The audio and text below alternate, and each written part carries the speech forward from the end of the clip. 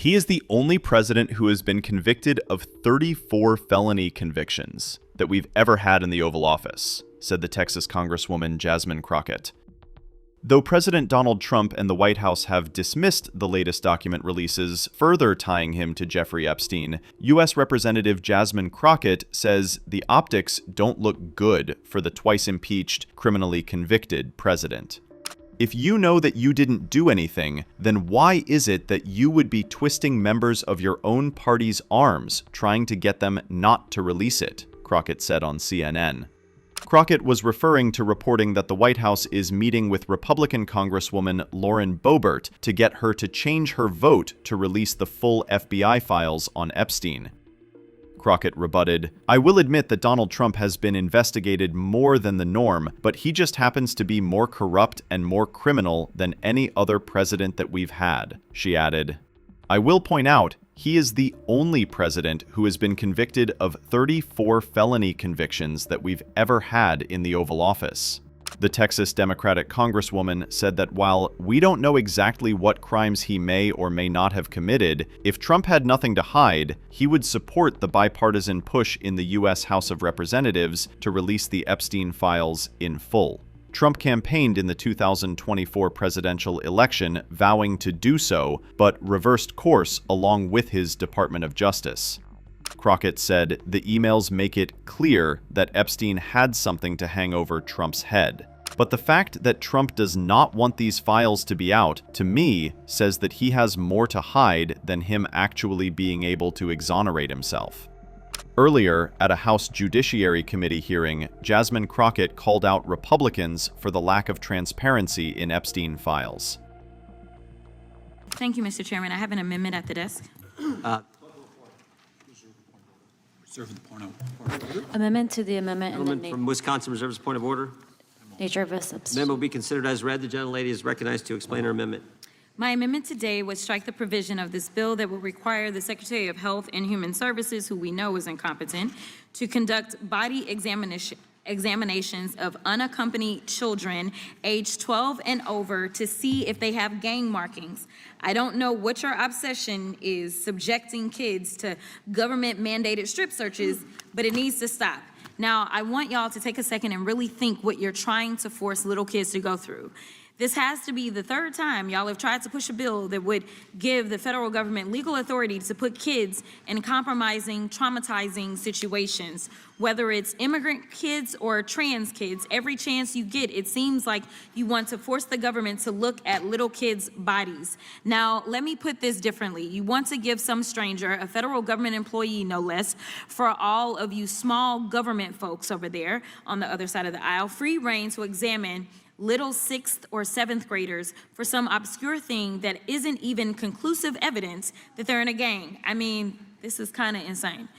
This provision is just another example of the hypocrisy coming from my colleagues on the other side of the aisle. Y'all love to talk a big game when it comes to protecting kids from harm and trauma, but the fact is, it's all an act. Because if Republicans really cared, y'all wouldn't be refusing to release the Epstein files and bring justice to the victims of human trafficking and assault. And I do want to make sure that I put a little asterisk here. Everyone is talking about how great Comer is doing and this and that. To be clear, it was an oversight subcommittee, and it was the Democrat who is the ranking member who actually brought the motion to release the files. It just so happened that there were enough Republicans on that subcommittee, seemingly more than on this full committee, that had the courage enough to actually vote with the Democrats. But let me be clear, this was Democrats leading. This was the tail wagging the dog, so I don't want y'all to forget that part. Don't go around claiming that y'all are the heroes because now there's supposedly files that are coming out. It was the Democrats that led that, just to be clear. Now, you sure as hell wouldn't be forcing kids who are in middle school into situations where the federal government is placing them in a room with a random adult, strip searching them to try to find some obscure amorphous thing. Now, I know some of my Republican colleagues here have kids, and I'm willing to bet that if your kid was going to, say, England, and you found out some random government employee over there was going to strip search your kid to look for some tattoos or markings, you would lose your damn mind. You do everything you could to prevent this from happening and save them from that trauma. And that's all I'm asking you to do today, is to protect these kids. Spare these kids from the unnecessary trauma. Be the adults in the room today, because enough is enough. Nothing in my amendment prevents DHS or even HHS from requesting a kid's criminal record or prevents HHS from evaluating whether kids are a danger to themselves or others. What this amendment does do, however, is prevent kids from having to go through unnecessary strip searches and be traumatized for the rest of their lives. If you're really on the side of history, if you really want to be on the right side of history, then that means that you'll do all that you can to protect kids, and I urge you to support my amendment. The final thing that I will say is I stand by everything that I said before. Y'all love to cherry pick because you claim that the immigrants are the reason for crime, but you have nothing to say about white supremacists in this country.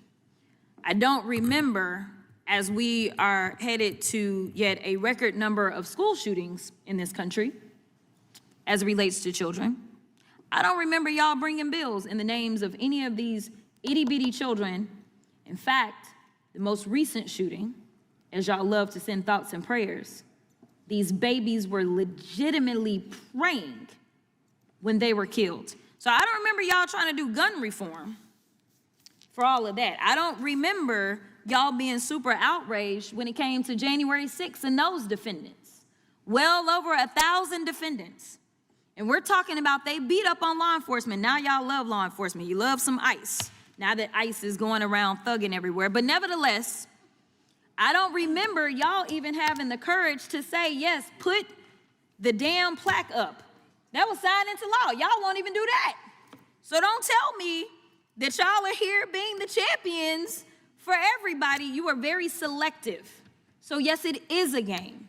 Because if I want to do legislation, I don't have to put somebody's name on it to do right. I don't have to put one of the children's names so that I can have real gun reform and save lives.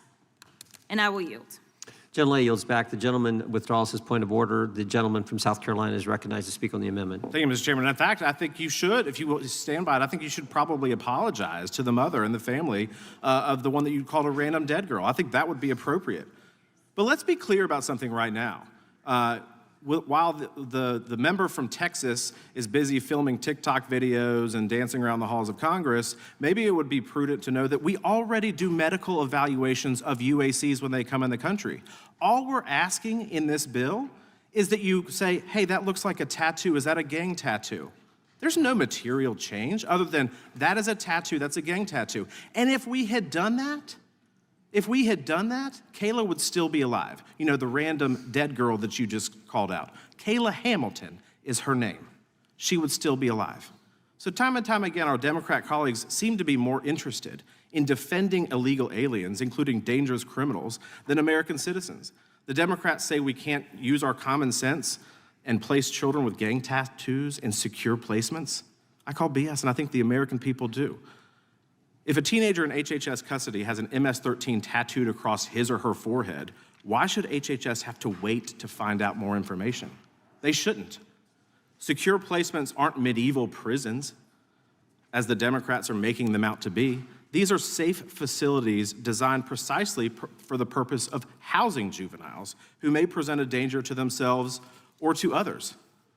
I would also remind my colleagues that the provisions in this bill have no bearing on the basis for a UAC's potential for removal from the country. The bill simply says that while a UAC's immigration proceedings play out in court, if the UAC has obvious markings that are gang affiliated, maybe they should be housed with other children, or maybe they shouldn't be housed with other children and set free into our American communities. This is just simply common sense. And as we know, when aliens are in a secure facility for the pendency of their immigration proceedings, these proceedings do not drag on for years, but can be concluded quickly within a matter of weeks. I urge my colleagues to vote against this amendment.